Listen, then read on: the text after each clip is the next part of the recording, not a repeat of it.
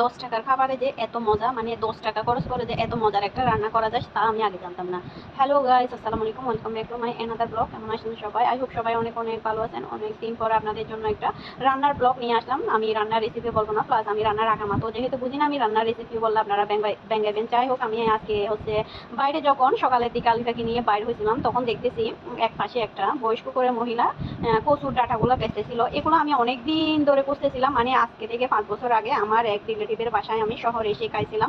তখন থেকে এটা আমি খুঁজতেছিলাম, মানে এগুলো তো আমরা গ্রামে গেলে অ্যাভেলেবেল পাই, বাট হচ্ছে ওইখানে আমি আমার মনের মতো করে রান্না করতে পারবো না বলে আমি এরকম বাজারে চাইলেও পাই না। অনেক দিন পরে, প্রায় আজকে 5 বছর পরে যখন খাইলাম, এটা এটা আমি মিস করি না। এটা ছিল মাত্র 10 টাকা। 10 টাকা দিয়ে আমি বাড়িতে এনে এগুলো পরিষ্কার করলাম। পরিষ্কার করার পরে হচ্ছে এগুলাকে আমি একটু ধুইয়ে লবণ মাখাই, এগুলো একটু হালকা করে হলুদ দিয়ে আমি সিদ্ধ দিয়ে দিয়েছিলাম। সিদ্ধতে দেওয়ার 10 মিনিট পরে একদম সফট হয়ে এগুলো কমে আছে।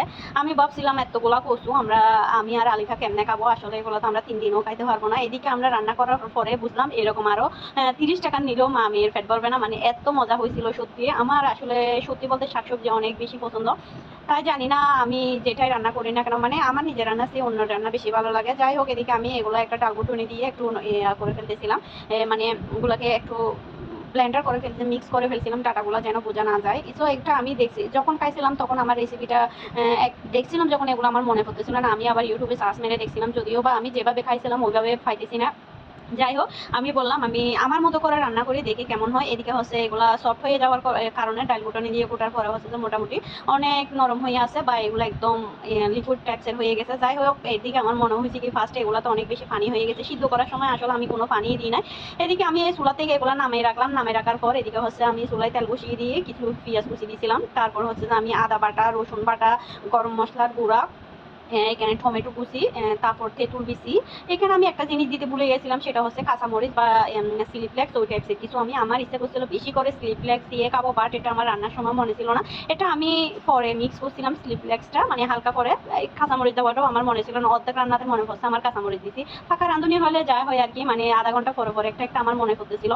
এদিকে হচ্ছে পেঁয়াজগুলো সফট হয়ে আসার পরে আমি আদা বাসা, রসুন বাসা, পেঁয়াজ কুচি এগুলো দেওয়ার পরে হচ্ছে হালকা করে আমি এগুলো একটু ভেজে নেবো। হালকা করে ভেজে নেওয়ার পরে হচ্ছে আমি তারপরে এগুলোর মধ্যে কচু শাকগুলো দিব। সত্যি আমি যখন 5 বছর আগে আমার রিলেটিভের বাসায় খাইছিলাম, তখন আমার ইচ্ছে করতেছিল, মানে টেবিলে যে পুরো এক বাটি দিয়েছিল সবগুলো আমি একাই খেয়ে ফেলি। আমি যেহেতু বেরোতে গেছি, সেক্ষেত্রে একটু ভদ্রতা বজায় রাখার জন্য খাইতে পারি নাই হয়তো।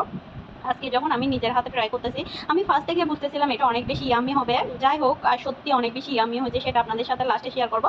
এদিকে হচ্ছে আমার সবগুলা যখন মশলা কষানো শেষ, এবার হচ্ছে আমি কচু শাকগুলো দিয়ে দিচ্ছি। কচু শাকগুলো দেওয়ার পরে এত সুন্দর একটা গ্রান আসা, ডাঁটা শাক বলবো এটা, কচু শাক হবে না। যাই হোক, এত সুন্দর একটা গ্রান আসছিল, যেটা আমার মানে গন্ধটা আমি পেয়ে আমার অনেক বেশি গিরা পেয়ে গেছিল। যাই হোক, এটা হচ্ছে যে সত্যি অনেক বেশি ইয়ামি হয়েছে। চাইলে আপনারা এরকম কচুর ডাঁটাগুলা রান্না করতে পারেন, অনেক বেশি মজা হবে। আসলে এটা রেসিপি না, আপনারা আপনাদের মতো করে করবেন, আমি তো কোনো রেসিপি হিসেবে দিতে পারি না। যাই হোক, সবাই ভালো থাকবেন।